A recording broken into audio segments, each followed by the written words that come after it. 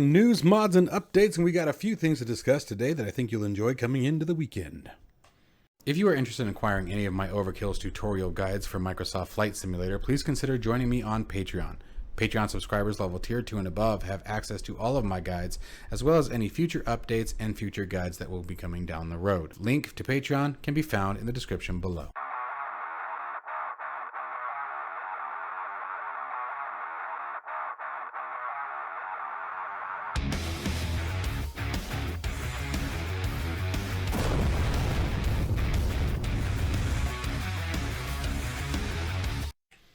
All right, everybody, we are going to do a combo today of news and some mod updates that I think would be a lot of fun.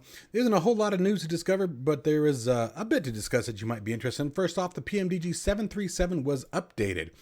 One of the biggest parts of this one, more or less just becoming or going towards the rudder tiller, nose wheel tiller, excuse me.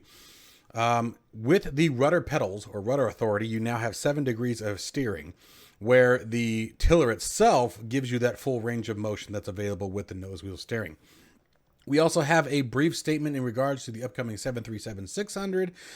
It has been put on the test bed for the new lateral flight path that we talked about in a few weeks prior.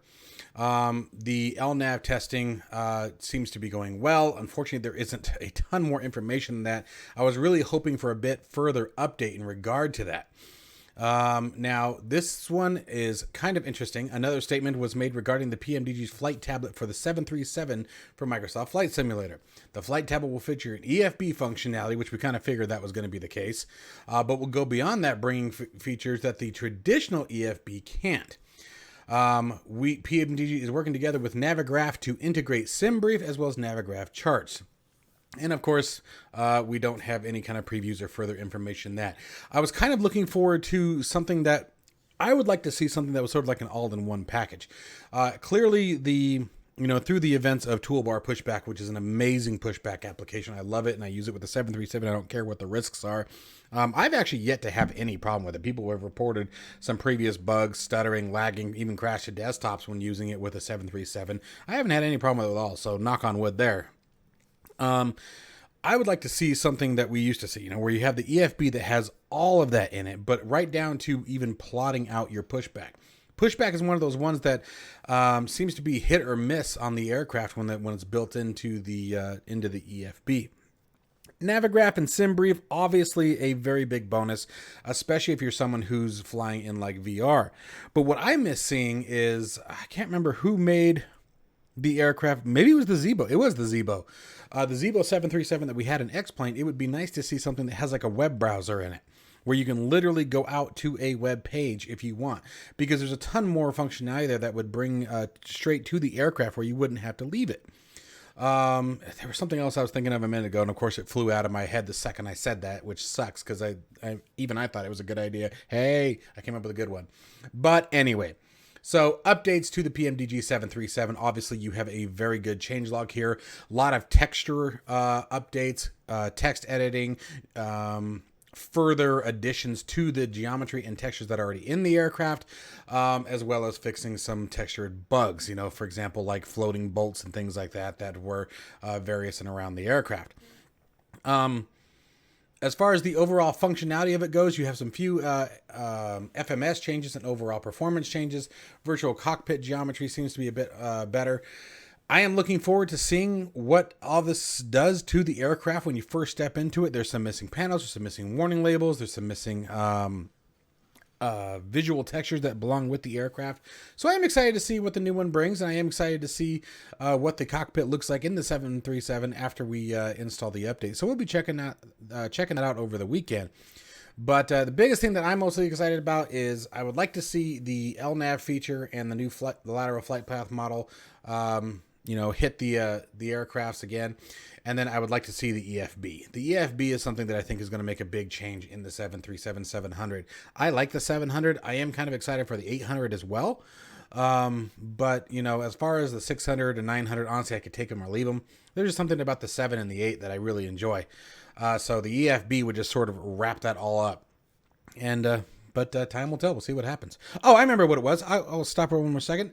A PDF viewer. I think it would be really cool to have a PDF viewer in the EFB. And the reason being is because I know this guy who makes tutorial PDF documents. And it'd be kind of cool to have that, just be able to load it into a directory and boom, there it is. So if this ever makes it back to Robert or anybody, PDF viewer. I think that would be dope. Anyway, moving on. For my Twin Otter lovers out there, the Twin Otter has received an update. This is the Aerosoft's aircraft. This is a very awesome seaplane. I still need to purchase it, and I've watched quite a few videos on it. It looks like it's actually a ton of fun. I just don't do enough sea flight, and then I always forget about it when I actually think about doing sea flight. So, but I think this is going to be the one that finally makes me bite the bullet now that I'm seeing some flight model changes as well. So changes that were made where they adjusted the elevator down sensitivity, center of gravity, and decreased inertia values, and reduced spoiler effect to better simulate propeller drag. So again, very quick update. There isn't much more to it other than that. Here's the full changelog that's listed right here. But make sure that you guys do check that out if you are a Twin Otter owner. The F6F Hellcat, looks like progression of that is coming along very, very nicely. We have some new screenshots. The thing looks amazing. That's such a cool looking airplane. These screenshots are beautiful.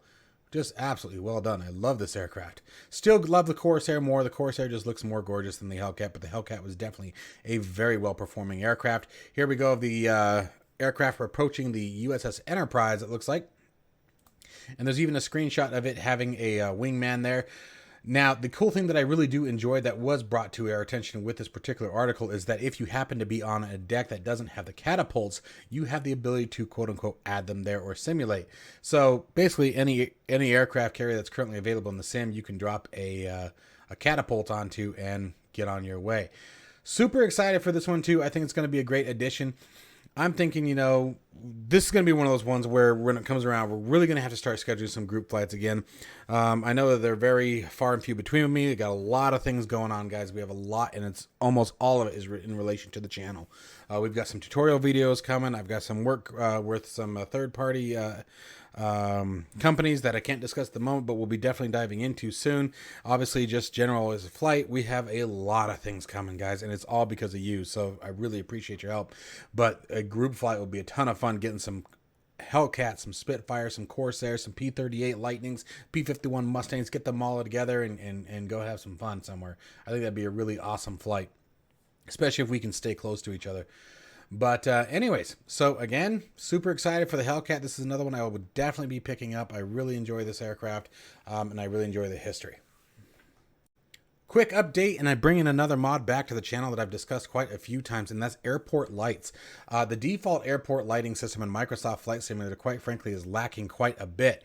So here is a perfect example. This is default, and then going to the next one, here's with the mod. It gives you that terminal lighting, the gates lighting, the parking lighting, things that you would expect to actually see.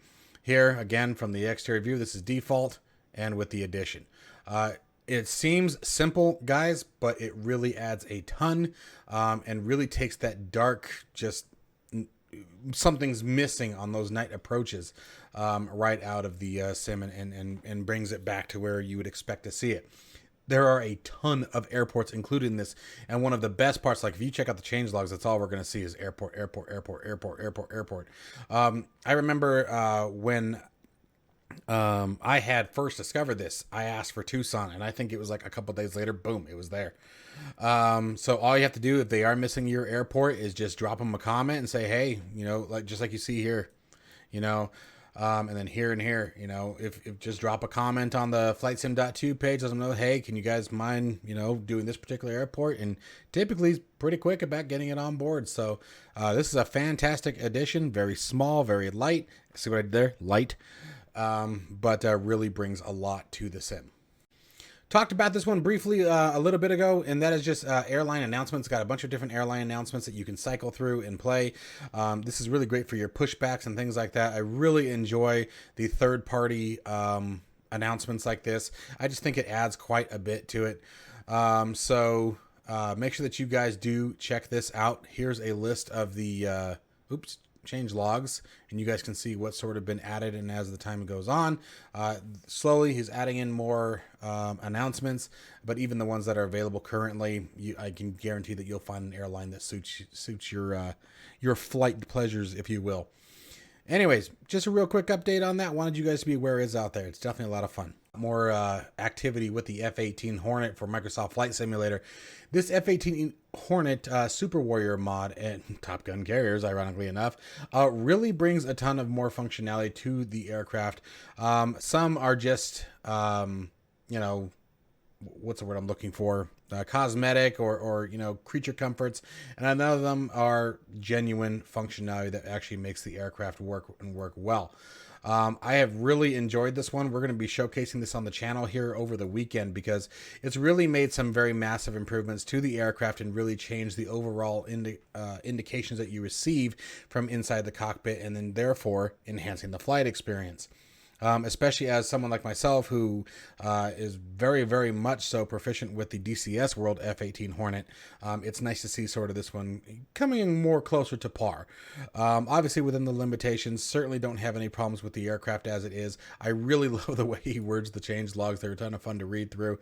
But you guys can see a ton of changes that have been made to the F-18.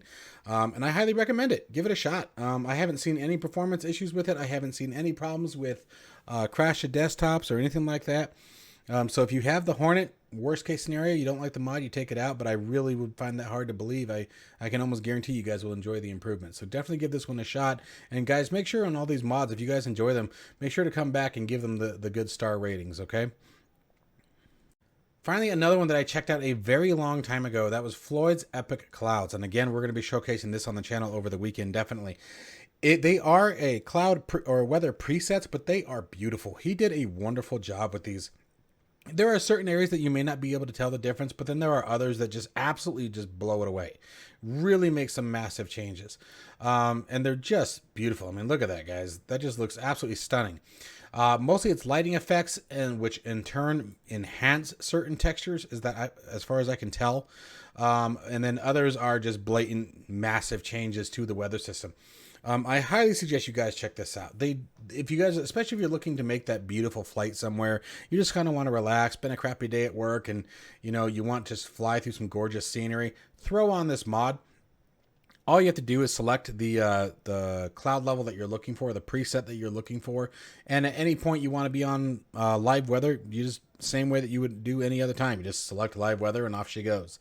So it's just a bunch of presets that are added, but they're very, very well done. Very, very well done. I'm very impressed with it. He's even got a YouTube video here that will describe it, that shows it in action.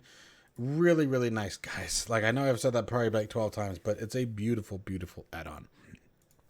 That's going to wrap up our video for today's news, updates, mods, tools, etc. We have some more content coming out over the weekend. We're still going to be working on doing the flight simulation training, if you will, that we discussed a few weeks back in the news, and see what that application is all about, or that process, I should say, is all about. We'll be joining their Discord this evening, and then hopefully getting the ball started on this. So a lot of very different content coming your ways, guys. Stay with me. And as always, stay safe and healthy, and I'll see you in the next one.